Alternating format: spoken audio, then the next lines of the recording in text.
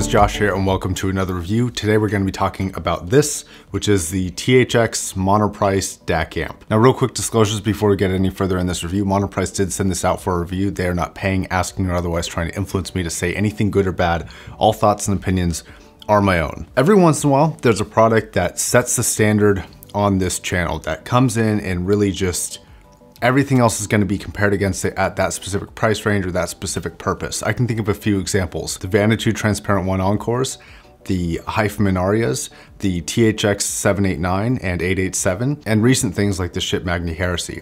Those really set the bar. And this Thx Dac Amp is a bar setter. And the reason why is because it's got all of the fundamentals covered, and in most of those fundamentals, it still beats the competition. But then on top of those core features, it has all these extra features and functions that just make this such a good value. Like, it's so cool to see products like this. So we're gonna go ahead and start off with some of those core features and why they're better than the current competition.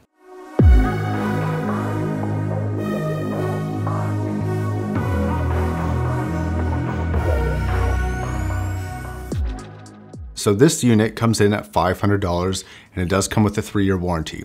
So being a DAC amp, it does need digital inputs, of course, and it does have a few analog inputs as well. On the back, from left to right, your inputs consist of a USB, an optical input, a coaxial input, an AES input, a balanced input, and an RCA input. On the back, the only output that you do have is an RCA line out. We'll talk more about that in a little bit. On the front, you have an XLR balance and a 1/4-inch single-ended output for your headphones, a screen to control all the menu settings, a menu and back button, a volume button, and an enter/input button. Now, while there are not too many balanced amplifiers on the market right now, this is one of them, and one of its main competitors is the shit Jotunheim.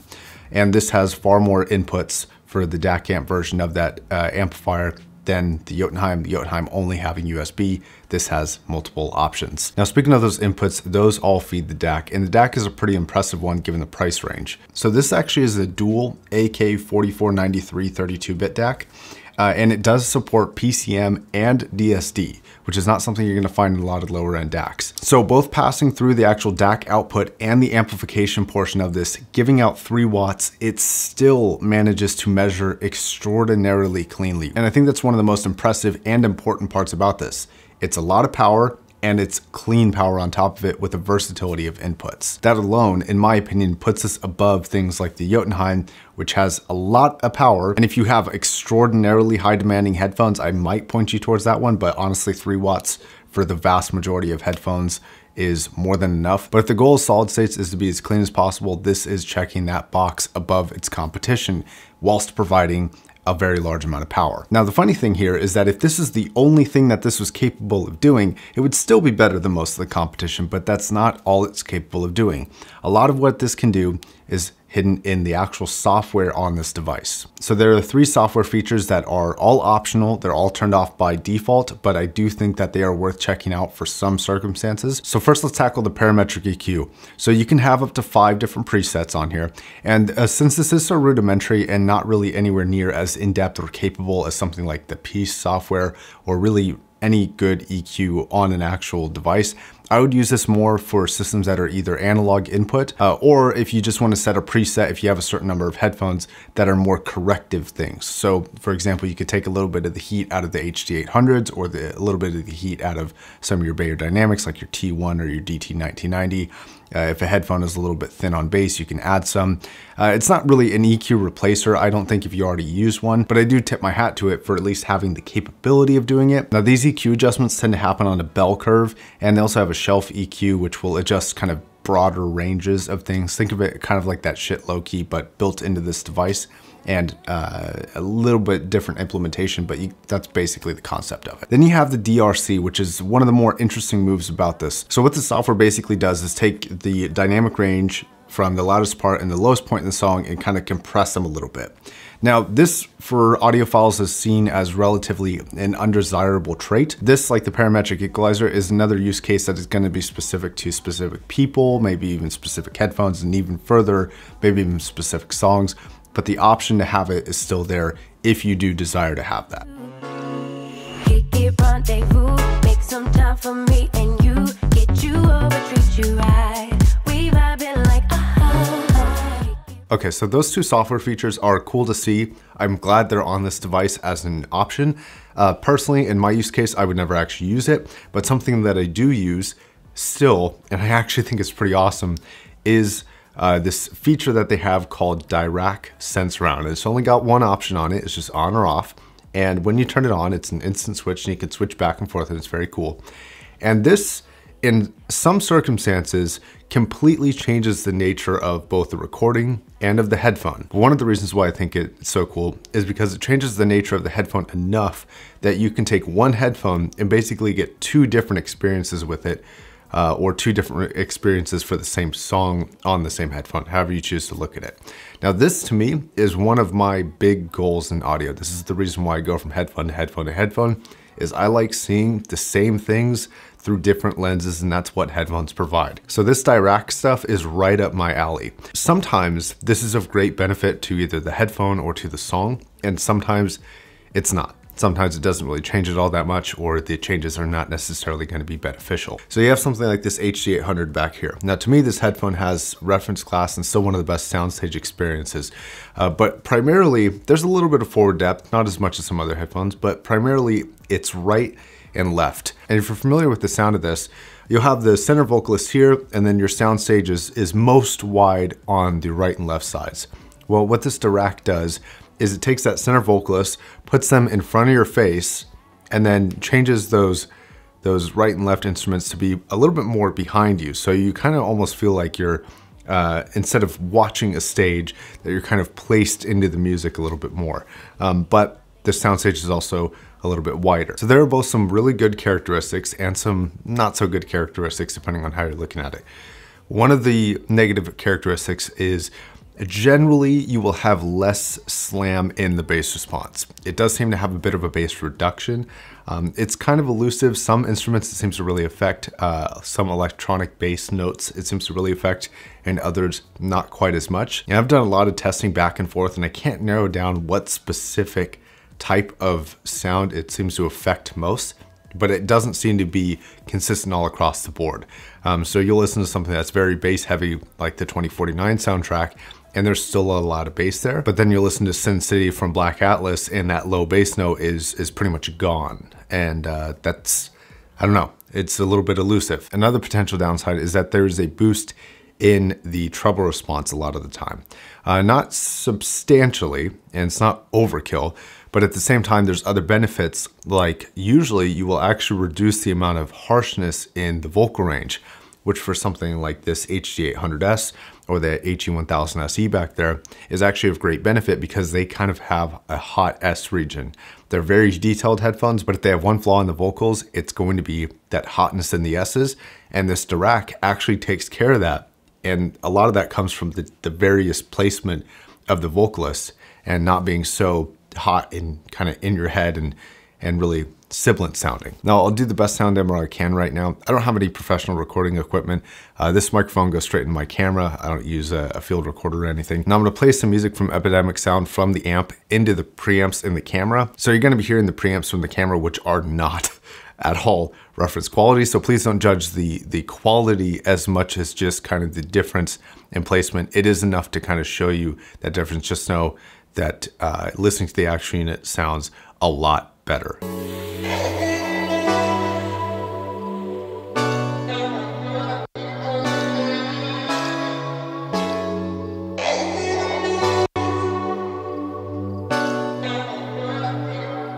Let's set the tone, a bottle of red wine and pheromones. Conversation flows, a couple of hours, see how it goes. I really trust my senses, catch me if I fall. So done with second guessing, you seem to have it all. And loving before anything emotional too soon, you got my invitation.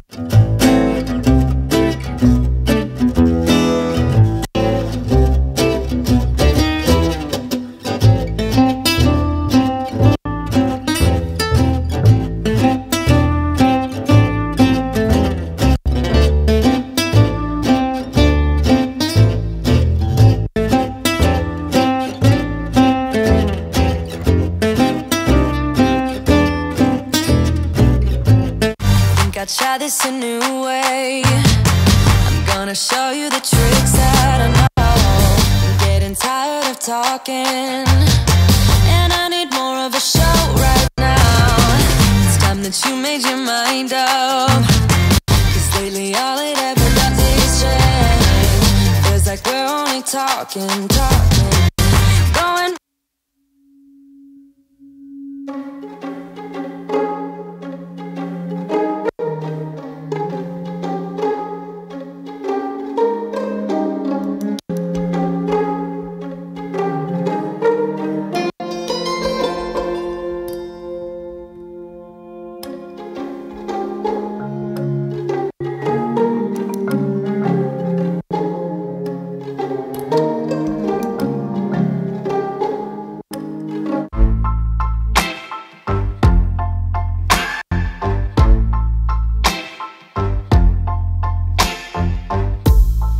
Sometimes it burns, sometimes it hurts when you say my name, but thinking of hers. I don't wanna know, don't want you to go and leave me behind. So I have a couple thoughts, and I'm spending a long time on this because I actually think this feature is pretty cool. One thought is I really wish this was just either free or purchasable software for your computer.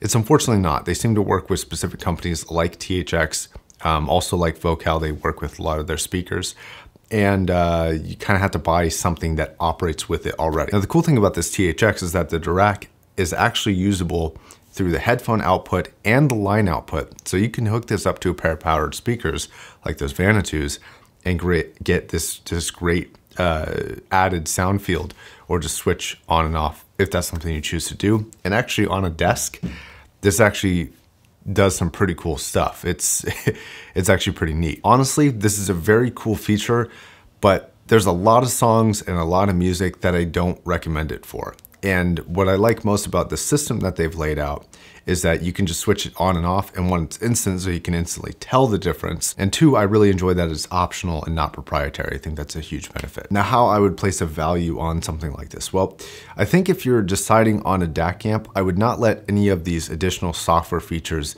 dictate your experience. I found that most of the time while I'm listening to this, I'm listening to it without EQ, without DRC, and without the DAC. So I'm just kind of using it in its stock-based formation. And even like that, if you take away all the software, it's still one of the best performers at the price range. And I think that should be your main consideration. Everything else is just kind of a bonus.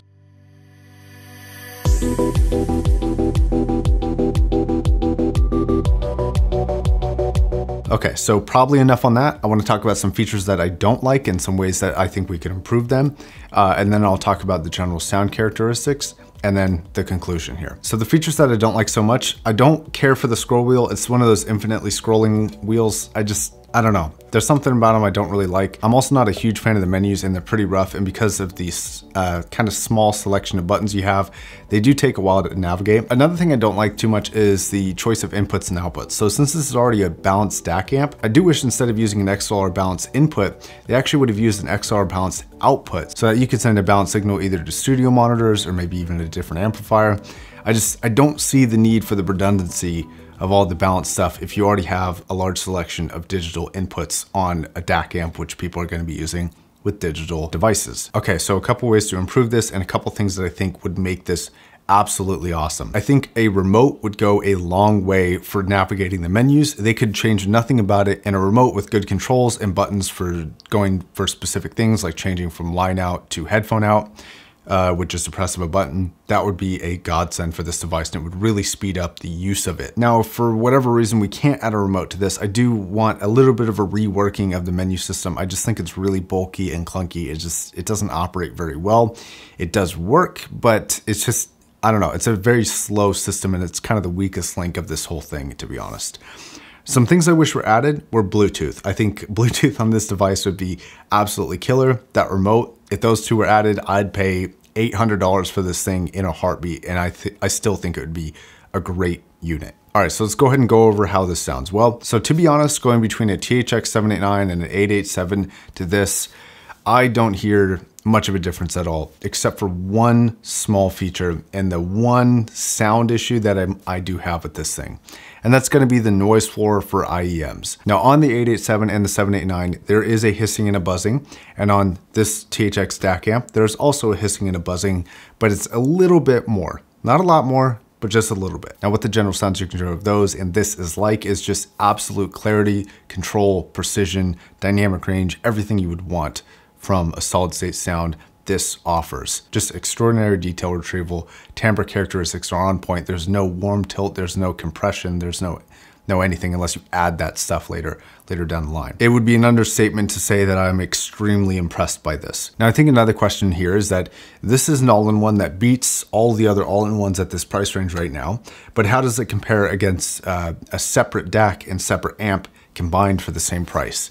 And I think that really just depends on how you cut it. So if you bought a $400 DAC and let's say a shit heresy, you're probably gonna be doing pretty well. Not quite as much power and definitely not the feature set, but you're probably gonna, it's gonna sound great and it's probably gonna measure really great as well. If you went the other way around and bought a $400 amp, like an 887 or a 789 and a $100 DAC, I think the weakest link in terms of distortion is going to be that DAC. A lot of the $100 DACs do have really good distortion numbers, but not as good as this does.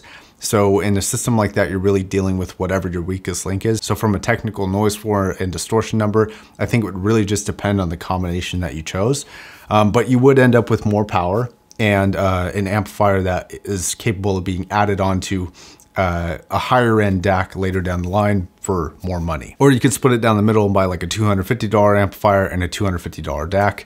And that's an option as well. Now this is totally a cop out on my part, but I think any way you slice it, if you're buying a $400 DAC, $100 amp, or vice versa, or cutting it down the middle, I think if you're buying good components for each of those categories, I think you're gonna end up with a very similar result. And I think the sound quality is gonna be absolutely excellent for a $500 system. I think there's not much room that you can really go above that, to be completely honest. But I still think at the end of the day, if you're gonna spend $500, I'm gonna recommend the single unit because one, it's less stuff to fail and it's just one unit.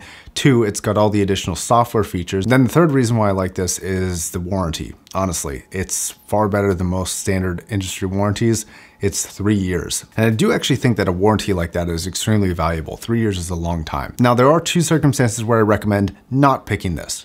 If you use IEMs a lot, I think if you're gonna spend around $500, you should maybe look at a used like iFi IDSC Black Label. That's gonna be a little bit IEM friendly. And you also don't need something this powerful. And on the flip end of that, if you need something really powerful, I do recommend going with a 789 or an 887 and another DAC, just because you get the extra 2 watts of power and they still measure really well. You're still gonna get a good result. But I think if you're a mid-range user, like most of us are, where you just wanna use this for most things, this is gonna be the new top pick. This thing is awesome. Highest recommendations. MONOPRICE, I don't always like all your stuff, but this thing is flipping fantastic. You did a really good job. Thank you very much for watching. Thank you, MONOPRICE, for lending this to me for review. You will find links to everything I talked about in this video in the description down below. I appreciate you guys leaving a like, subscribing if you're not already. Definitely comment down below what you think of this video, and I'll see you in the next one.